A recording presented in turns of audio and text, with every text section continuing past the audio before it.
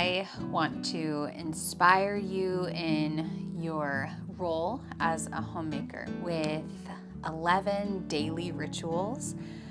And this isn't supposed to be a list of things to do per se. It can be a list of things to do every day, but really it just should be inspiration on how you can love your role that you've been blessed with as a homemaker. So these aren't in any particular order. It just so happens that I do most of these in the early morning hours, just because that's kind of my quiet time when I know that I can get things done. They don't have to be done in the morning or at night. They can be done whenever is convenient for you. So one of the things I love doing several times a day, but at least once a day, is drinking a warm, nourishing drink throughout the day. So warm is important. I put emphasis on warm because there's something that a warm drink does to you that just makes you feel so cozy, so comforted. And if I can think of all the nostalgic times in my life, you know, whether it's going and looking at Christmas lights or sitting by a fire, it's always been drinking a warm drink. And so I love greeting my son in the morning or when he wakes up from his nap with a warm drink. He loves it. But nourishing is also important too. And so what this looks like for me is in the morning, I like to have my warm raw milk with egg yolks, and I put a little vanilla extract and collagen powder and some of my raw cane sugar, unrefined cane sugar, and I mix it all up, and it's this warm, kind of sweet vanilla-y drink. It's so good. And then later I'll have coffee sometimes after breakfast, and then in the afternoon time I'll have some really nourishing homemade warmed up bone broth that I just sip on. And that always makes me feel so good and just re-energized, and I don't know, it just makes me feel really healthy after I drink it. And then I like to do a nighttime yolky hot chocolate. So basically I just make hot chocolate with my raw milk and I add an egg yolk or two in there. Egg yolks are so nourishing, you guys. So there's tons of minerals in there, and so I really value egg yolks. And it's just a great way to elevate a warm drink.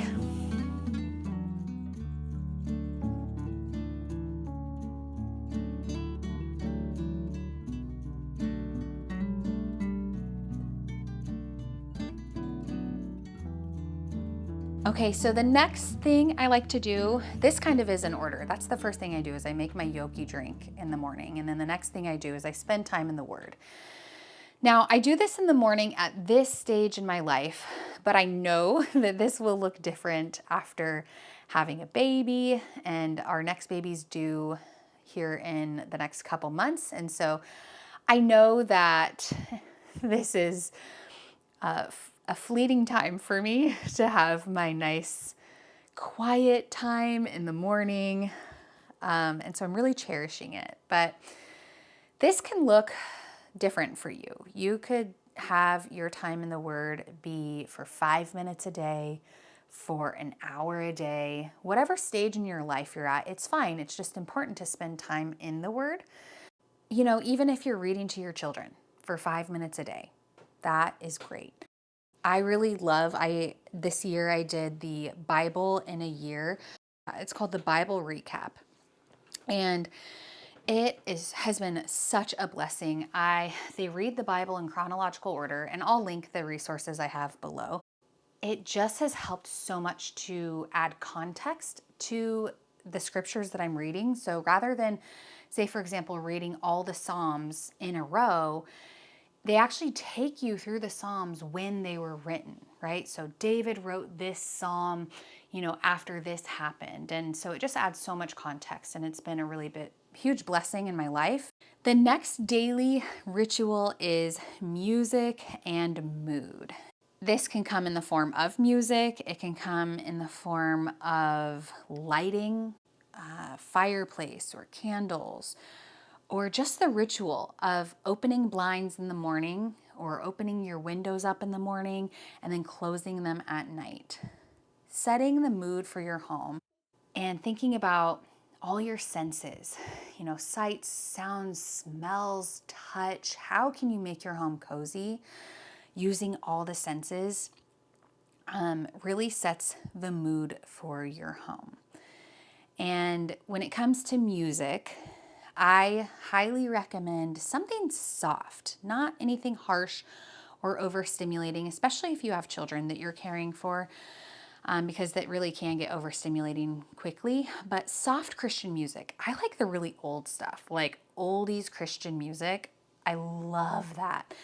So this reminds me of Edith Schaefer's quote, "If you've been afraid that your love of beautiful flowers and the flickering flame of the candle is somehow less spiritual than living in starkness and ugliness, remember that he who created you to be creative gave you the things with which to make beauty and the sensitivity to appreciate and respond to his creation." By setting the mood of your home, you are using and appreciating the joys and blessings that the Lord has blessed us with. And so take joy in everything, lighting that candle. Praise God for the beeswax he provides us to make the candles, or the, techniques and ingenuity that he has given us to make fire. And, just always find a reason to praise God and appreciate these little things that really help to set the tone for your home. Another daily ritual that I really try to prioritize is prayer and reflection.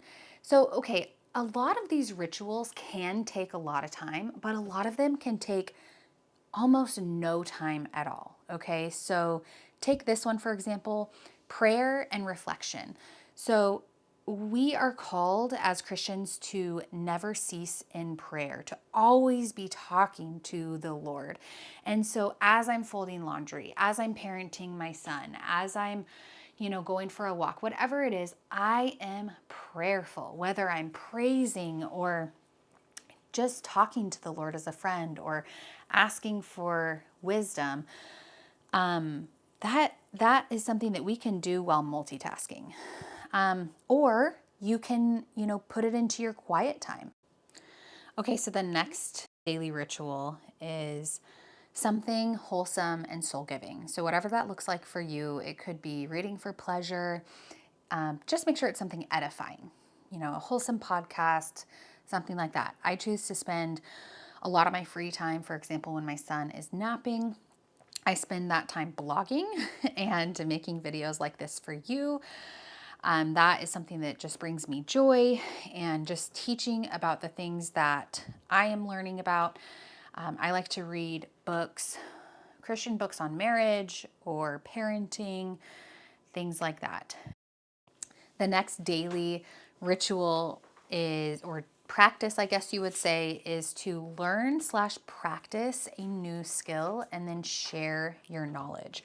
So there's a lot kind of packed into that, but I'm constantly learning new things or practicing a new recipe, or, just practicing my art of, let's say, sourdough, or I'm, learning something new about parenting or marriage.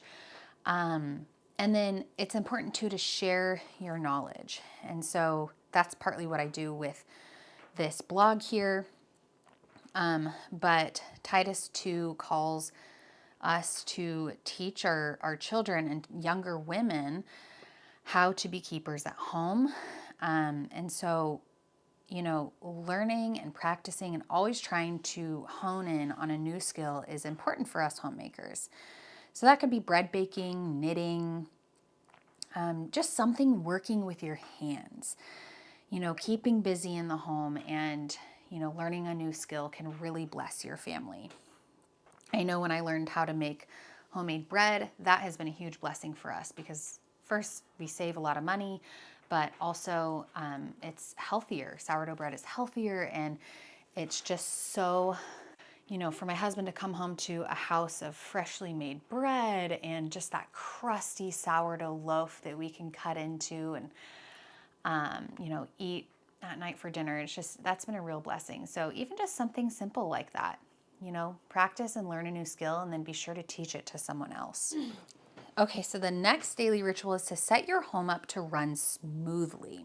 The way that I like to do this is I have a formula for setting my home up to run smoothly. And that formula is very simple.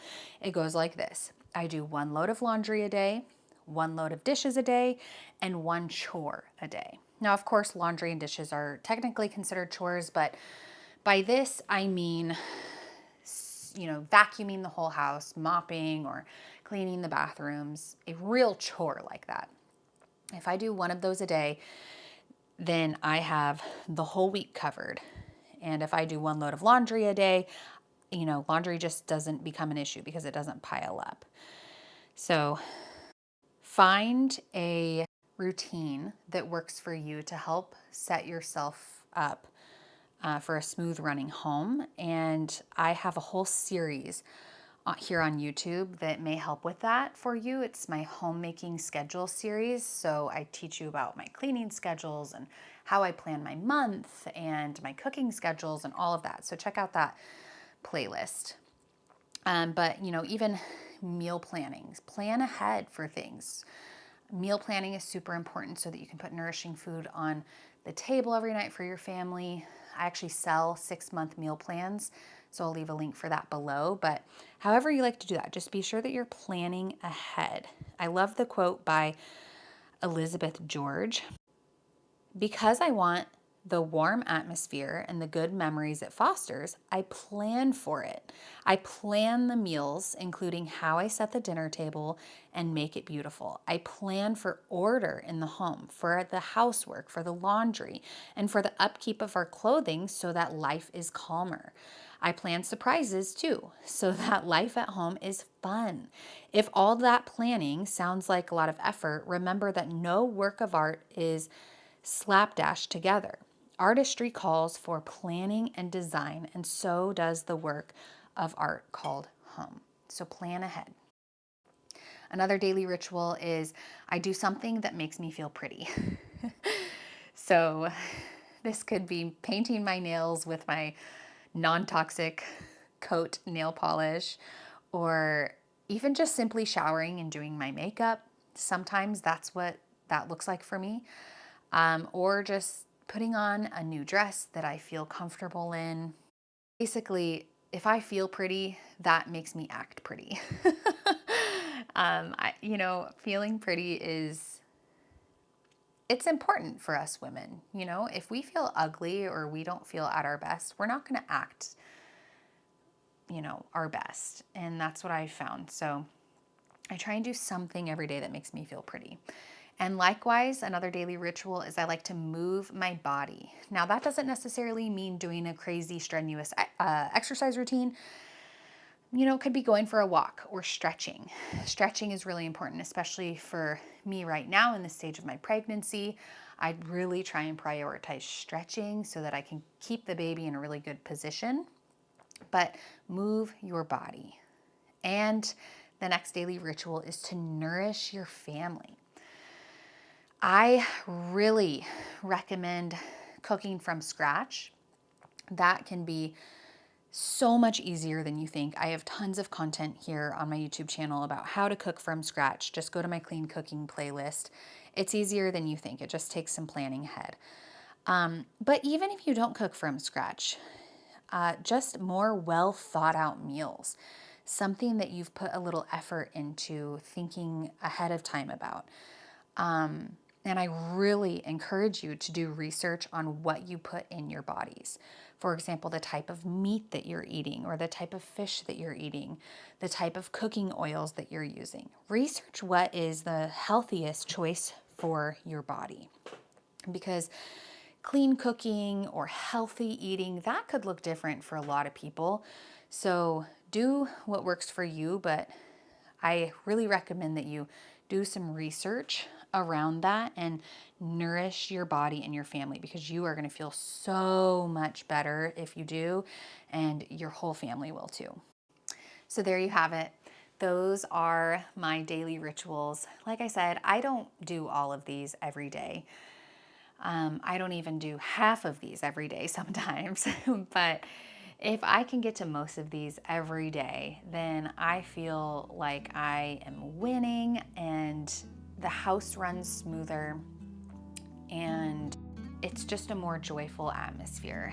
So I hope this was an inspirational video for you and it just helped you to really love your role that you truly have been blessed with as a homemaker, whatever that looks like for you, whether you're chasing after little kiddos or whether you're going to work. You have so much power as a homemaker. So I hope this was an empowering and inspirational video for you.